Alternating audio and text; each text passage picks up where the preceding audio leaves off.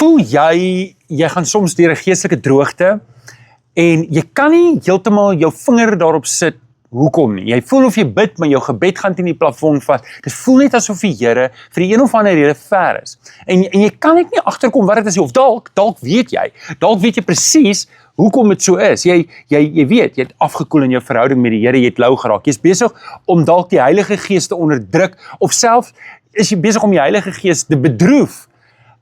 Dalk gaan jy net deur 'n dor tyd in jou lewe en regtig jy probeer alles reg doen. Jy probeer nog voortbeer en bid en Bybelstudie doen en alles reg doen en die Here bly net ver voel. Wel, ons begin Sondag met 'n nuwe reeks.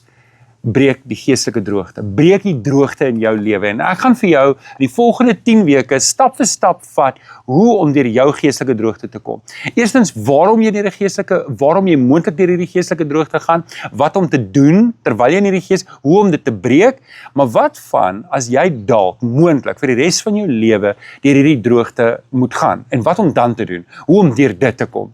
Ek sien uit om die reeks saam met jou doen. Ek wil jou nooi, Sondagoggend is daar 2 dienste. Eerste diens is 8:00, tweede diens is 9:30 en ons Bybelstudies begin weer voluit. En ek wil jou uitdaag, skakel by 'n Bybelstudie, want hierdie reeks moet jy in 'n klein groep doen. Jy moet dit saam met ander gelowiges doen, anders gaan jy nie volle waarde kry nie. Ek hoop ek sien jou Sondag. Die Here seën vir jou. Ek sien uit om jou te sien. Totsiens.